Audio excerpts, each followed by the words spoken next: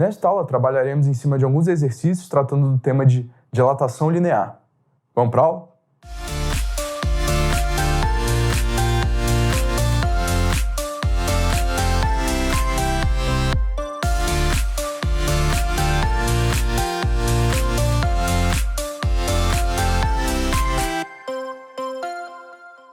Nesta aula, trataremos de alguns exercícios tratando do tema de dilatação térmica. Questão 1. Uma barra de cobre homogênea e uniforme mede 20 metros a 0 graus Celsius.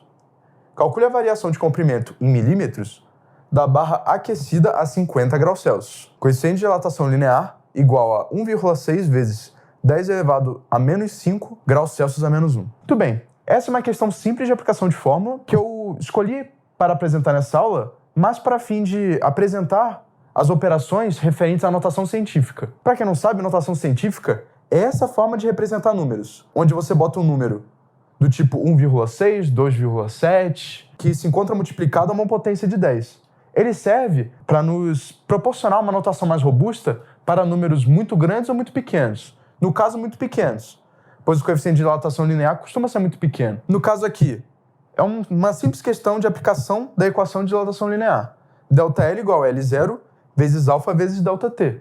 A questão nos forneceu todos os dados. L0 sendo 20 metros, que no caso, como a questão pediu o valor da dilatação em milímetros, a gente vai converter o valor de metro para milímetro. 1 metro equivale a 1000 milímetros. Então 20 metros vão equivaler a 20 vezes 10 ao cubo, que é 1000 milímetros, vezes 1,6 vezes 10 elevado a menos 5, que é o valor do coeficiente de dilatação linear, vezes 50, que é a variação de temperatura, pois a barra foi de 0 a 50 graus Celsius. Nessa parte, vamos usar algumas operações referentes à notação científica. No caso, nós temos duas potências de 10 e um 10 multiplicando 2 no 20 e um 10 multiplicando 5 no 50. Como é que vai funcionar essa operação de notação científica?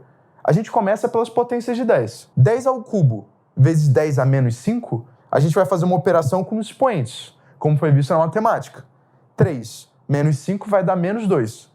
Ou seja, o produto dessas duas potências de 10 vai ser 10 elevado a menos 2. Agora, o 10 que multiplica o 5 e o 2 em 20 e 50 também vão participar dessa operação entre as potências de 10. Como tem um 10 aqui e um 10 aqui, vai ter um 10 elevado a 2 a mais no produto.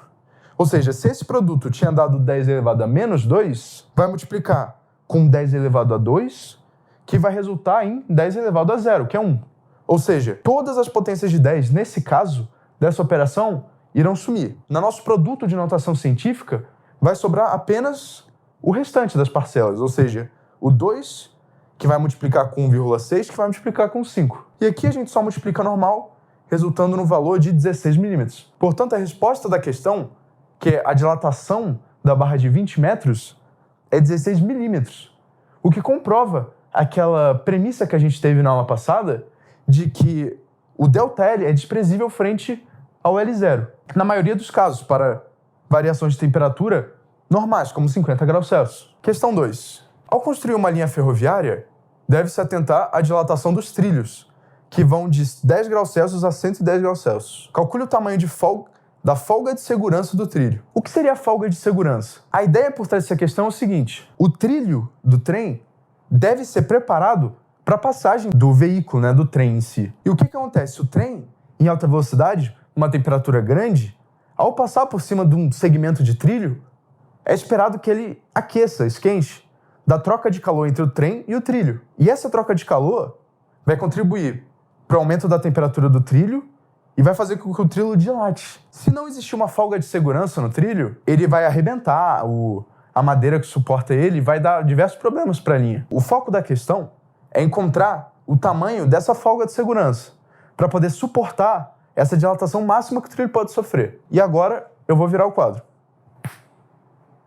Pois bem, com o comprimento L0 de 15 centímetros, como estava representado no desenho, a gente vai usar a nossa equação de dilatação linear para a espessura do trilho. Então, ΔL sendo igual a L0 vezes alfa vezes ΔT, vamos substituir os dados da equação. O ΔL total do trilho vai ser 150 milímetros, pois o comprimento L0 era 15 centímetros, vezes 1,6 vezes 10 elevado a menos 5, que é o valor do coeficiente de dilatação linear, vezes 100, que é a variação de temperatura, de 10 para 110 graus Celsius. Muito bem, aqui, novamente, vamos usar a operação de notação científica das potências de 10. 10 elevado a menos 5 com 10 ao quadrado do 100 vai resultar em 10 elevado a menos 3, que com esse zero aqui do 150 vai resultar em 10 elevado a menos 2.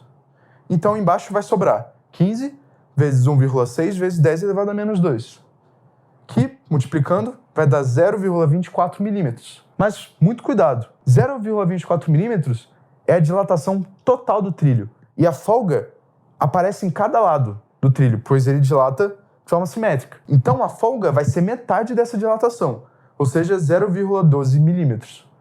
Concluindo assim a questão, sendo essa aqui a resposta e não essa. Muito cuidado. O item 3 não é uma questão, mas é uma observação, pois algumas questões tratam do assunto de gráfico da dilatação linear. E todas essas questões, o comportamento com o gráfico é sempre o mesmo. A gente vai sempre analisar o ângulo, o coeficiente angular da reta que aparece no gráfico. É fácil perceber que nesse triângulo desenhado aqui na reta, esse ΔL vai ser equivalente a esse comprimento e o ΔT equivalente a esse comprimento, quando a temperatura está no eixo x e o comprimento no eixo y. Portanto, a tangente de θ do ângulo da angulação da reta, o coeficiente linear da reta, vai ser equivalente a ΔL sobre ΔT. Agora, ΔL sobre ΔT, pela equação da dilatação linear, vai equivaler a L0 vezes α. Com essa informação, a análise do gráfico já está feita. E com isso a gente acha o que a questão pede, eventualmente uma questão que envolver esse tipo de gráfico. Analisando esses exercícios, a gente pode concluir que a equação de dilatação linear é muito usada nas questões, mas nem sempre o ΔL vai ser a resposta. Pode ser, como a gente pode ver, metade do ΔL, ou talvez um α, L0 vezes α. Porém, o comportamento frente a essas questões é sempre semelhante. Analisar a equação de dilatação linear e observar o que a questão pede. Muito obrigado.